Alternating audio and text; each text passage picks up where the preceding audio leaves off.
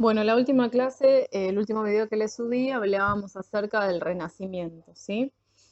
Dentro del Renacimiento surgió un nuevo género que fue la novela picaresca y es de lo que vamos a comenzar a hablar a partir de ahora.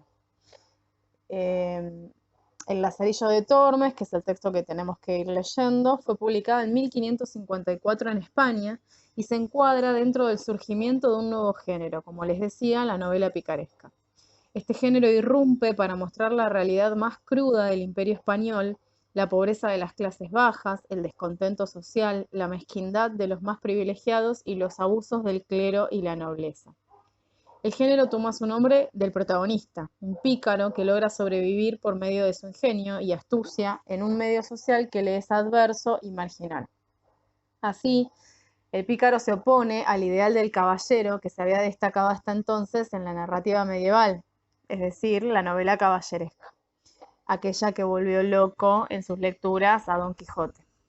Veamos algunas características que definen al género. La primera es el carácter autobiográfico de la narración. El protagonista de la novela cuenta su historia desde los orígenes empleando la primera persona. Las circunstancias que narre acerca de su vida le permitirán dar cuenta de aquello que el autor desea criticar de la realidad. En el caso del Lazarillo de Tormes, el narrador en primera persona se dirige mediante una carta a alguien de un nivel social más alto. La fórmula que utiliza es vuestra merced. Esta estructura de carácter epistolar le dará unidad a las distintas situaciones vividas por el protagonista al servicio de distintos amos y transformará el conjunto de historias en una novela. La segunda característica va a ser la verosimilitud. El aspecto autobiográfico y la descripción detallada de los diversos tipos sociales, sus costumbres y los ambientes en los que estos se mueven hacen que la narración resulte verosímil. Del mismo modo, el lenguaje llano empleado en el relato también contribuye a la verosimilitud de la historia, ya que Lázaro es un personaje de baja extracción social, no letrado. El lenguaje utilizado es acorde con su origen humilde. Y el tercer y la última característica que define a este género va a ser la sátira de vicios y costumbres. Por medio de la crítica o burla se ponen de manifiesto las costumbres y vicios de la sociedad. Este procedimiento literario se emplea para generar humor y en ocasiones se recurre a él con un fin didáctico moralizante.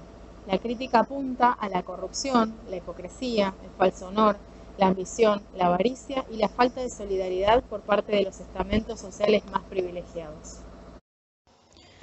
El Lazarillo de Tormes se constituyó en un éxito inmediato. Esto puede relacionarse seguramente con la crisis que atravesaba España en el momento de su aparición.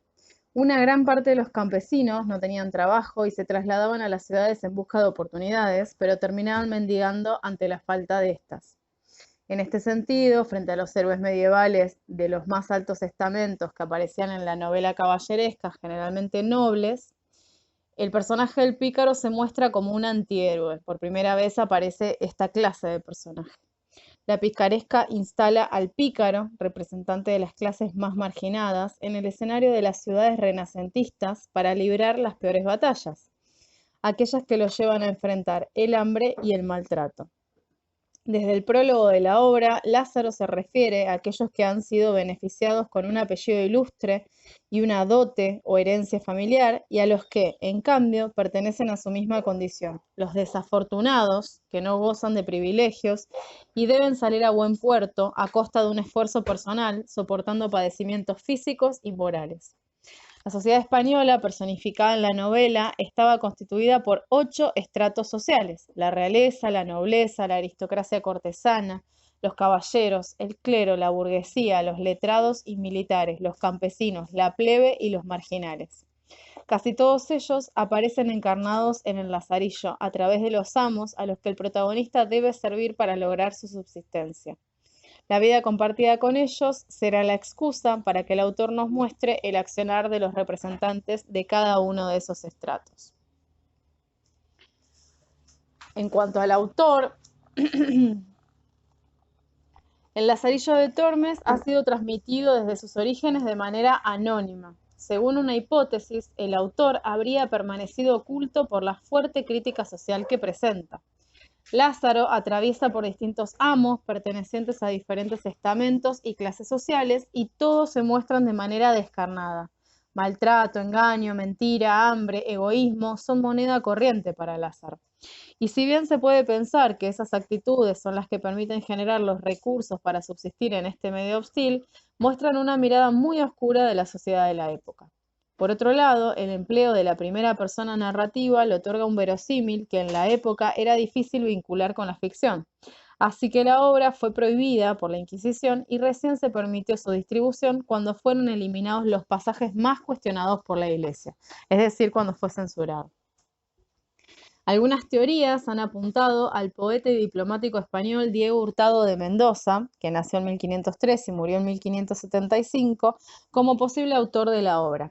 En 2010, la paleógrafa española Mercedes Agulló manifestó haber legitimado este hecho al encontrar un documento del poeta con la siguiente inscripción: legajo correcciones hechas para la impresión de Lazarillo. Así que según esta prueba, al parecer sería este el autor, pero todavía no está confirmado. Y en cuanto al género, según la interpretación más antigua, pícaro viene del latín pica, con el sentido de miserable, ya que los romanos sujetaban a sus prisioneros atándolos a una pica o lanza clavada en el suelo. Se ha pensado también en la raíz pic, de picus, picar, con el significado de abrirse algo el camino a golpes, con esfuerzo. Se puede relacionar además con acepciones de picar por los pícaros de cocina, que picaban la carne o trabajaban sin sueldo ni tareas fijos.